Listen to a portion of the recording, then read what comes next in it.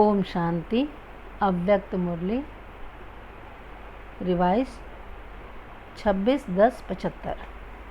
मुरली का सार है, विकारी देह रूपी सांप से सारी कमाई खत्म। बाप दादा सब बच्चों को देख रहे हैं कि हर एक ने यहाँ आने पर कोर्स किया है ना। कोर्स के बाद फिर रिवाइज कोर्स चला। रिवाइज के बाद अब अंतिम कोर्स है रियलाइजेशन कोर्स, अर्थात जो कुछ सुना, जो पाया, जो बाप के चरित्र देखे, उसी प्रमाण अपने में समाया कितना और गंवाया कितना। सिर्फ सुनने वाले बने या स्वयं संपन्न बने, समर्थ बने या सिर्फ अन्य श्रेष्ठ आत्माओं व बाप दादा के गुणगान करने वाले बने। ज्ञान स्वरूप, याद स्वरूप, दिव्य गुण संपन्न स्वरूप और सदा सेवाधारी स्वरूप बने या इन सब के सिर्फ सुमिरण वाले बने। ज्ञान तो बहुत ऊंचा है, योग बड़ा श्रेष्ठ है, दिव्य गुण धारण करना आवश्यक है और सेवा करना मुझ ब्राह्मण का फर्ज है। ऐसा सिर्फ सुमिरण करते हो या स्वरूप भी बने हो। इसी प्रकार से अपने आप को रियलाइज़ करना, यह है लास्ट कोर्स। जैसे दीपावली पर पुराना पोता मेल समाप्त कर नया शुरू करते हैं और अपने रजिस्टर्स चेक करते हैं, ऐसे आप सबको भी आदि से अंत तक अर्थात आज तक अपना रजिस्टर चेक करना है कि हर सब्जेक्ट में कितनी मार्क्स लिए। समय के प्रमाण जबकि मंजिल सामने दिखाई दे रही है, डबल लक्ष्य स्पष्ट है, वर्तमान संगम युगी फरिश्तेपन का लक्ष्य और भविष्य देवता स्वरूप का लक्ष्य। जैसे लक्ष्य स्पष्ट है, वैसे लक्षण स्पष्ट दिखाई देते हैं। विश्व परिवर्तन के पहले क्या स्वयं में परिवर्तन हुआ अनुभव होता है? ऐसी चेकिंग की है। बाप दादा ने सर्व बच्चों के रजिस्टर चेक किए। जिन्होंने अपनी कर्म कहानी लिखी, उनकी रिजल्ट भी देखी। तो क्या देखा? कई आत्माओं ने भय और लज्जा के वश लिखी ही नहीं है, लेकिन बाप दादा के पास निराकारी और साकारी बाप के रूप में हर बच्चे का रजिस्टर आदि से आज तक का स्पष्ट है। इसको तो कोई मिटा नहीं सकता है। अब तक के रजिस्टर के रिज़ल्ट में विशेष 3 प्रकार की रिज़ल्ट है। एक छिपाना, दूसरा कहीं न कहीं फंसना, तीसरा अलबेलेपन में बहाना करना। बहानेबाजी में बहुत होशियार हैं। अपने आप को वो अपनी गलती को छिपाने के लिए बहुत वंडरफुल बातें बनाते हैं। आदि से अब तक ऐसी बातों का संग्रह करें तो आजकल के शास्त्रों समान बड़े शास्त्र बन जावें। अपनी गलती को गलती मानने के बजाय उसे यथार्थ सिद्ध करने में व झूठ को सच सिद्ध करने में आजकल के काले कोट वाले वकीलों के समान हैं।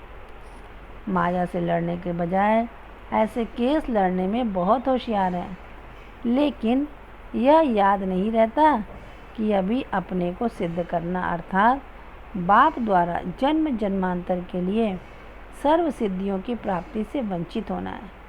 सिद्ध करने वालों में जिद करने के संस्कार जरूर होते हैं। ऐसी आत्मा सद्गति को नहीं पा सकती।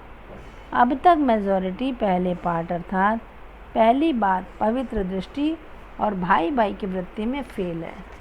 अब तक इस पहले फरमान पर चलने वाले फरमान बरदार बहुत थोड़े हैं। बार बार इस फरमान का उल्लंघन करने के कारण अपने ऊपर बोझ उठाते रहते हैं। इसका कारण यह है कि पवित्रता के मुख्य सब्जेक्ट का महत्व नहीं जानते, उसके नुकसान की नॉलेज को नहीं जानते।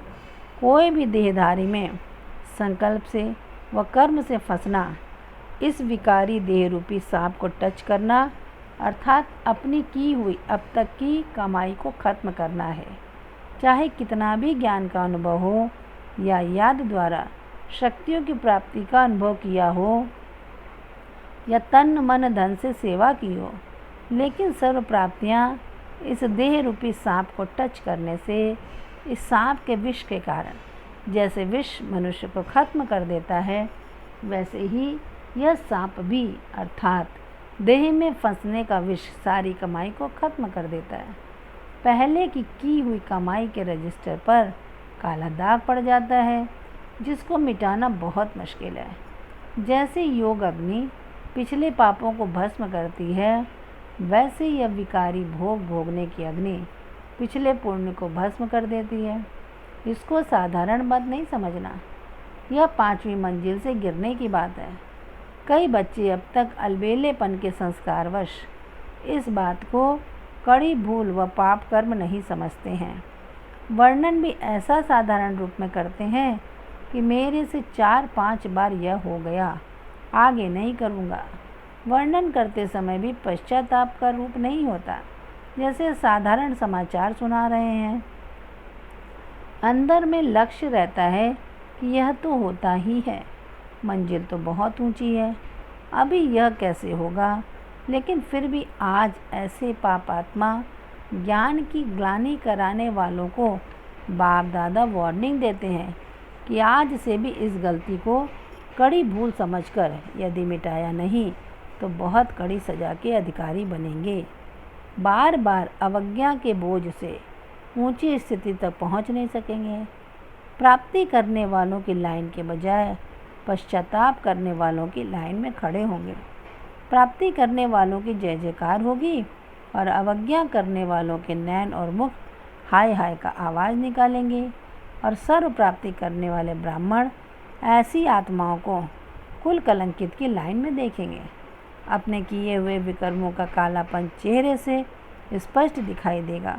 इसलिए अब से यह विकराल भूल अर्थात बड़े से बड़ी भूल समझ करके अभी ही अपनी पिछली भूलों का पश्चाताप दिल से करके बाप से स्पष्ट कर अपना बोझ मिटाओ। अपने आप को कड़ी सजा दो ताकि आगे की सजाओं से भी छूट जाए।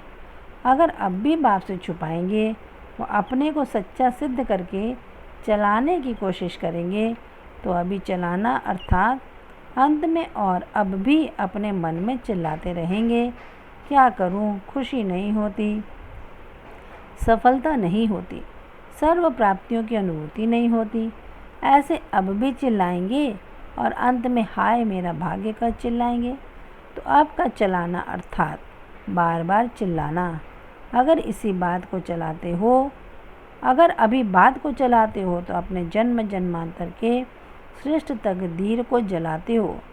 इसलिए इस विशेष बात पर विशेष अटेंशन रखो। संकल्प में भी इस विष भरे सांप को टच नहीं करना। संकल्प में भी टच करना अर्थात अपने को मूर्छित करना है। तो रजिस्टर में विशेष अलबेलापन देखा। दूसरी रिजल्ट कल सुनाई थी कि किन किन बातों में चढ़ती कला के बजाय रुक जाते हैं, तीव्र गति के बजाय मध्यम गति हो जाती है। यह है मेजॉरिटी की रिजल्ट। इसलिए अब अपने आप को रियलाइज़ करो अर्थात अंतिम रियलाइजेशन कोर्स समाप्त करो। अपने आप को अच्छी तरह इस प्रकार से सभी सब्जेक्ट में चेक करो।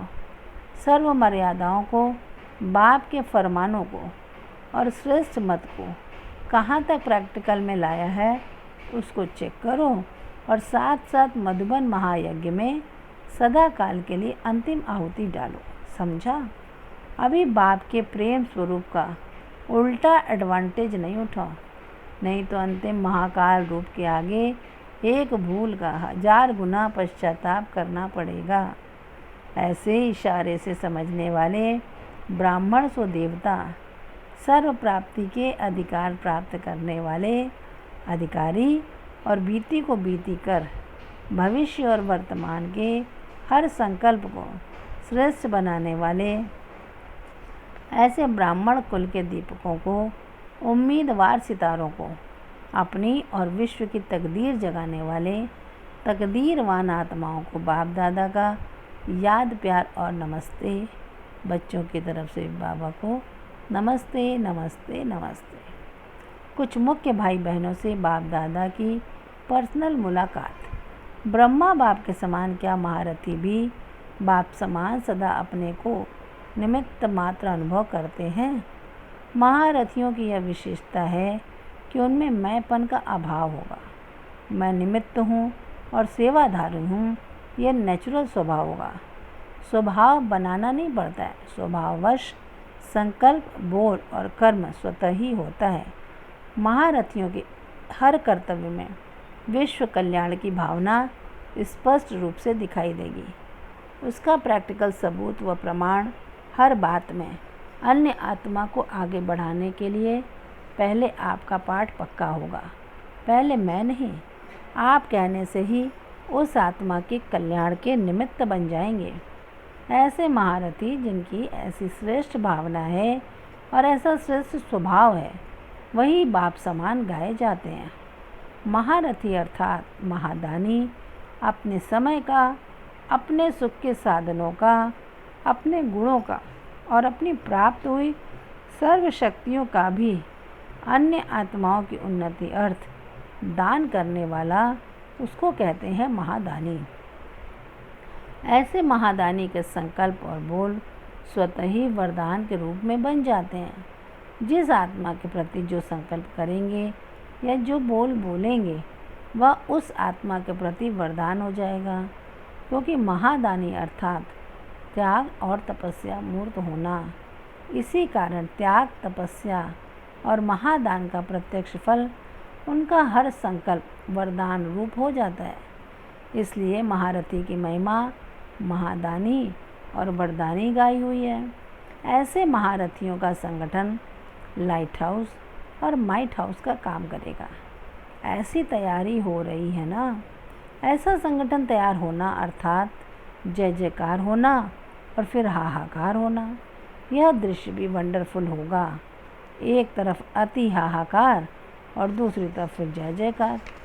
अच्छा, वरदान। अटेंशन और चेकिंग की विधि द्वारा व्यर्थ के खाते को समाप्त करने वाले मास्टर सर्वशक्तिमान भव। स्पष्टीकरण। ब्राह्मण जीवन में व्यर्थ संकल्प, व्यर्थ बोल, व्यर्थ कर बहुत समय व्यर्थ गंवा देते हैं।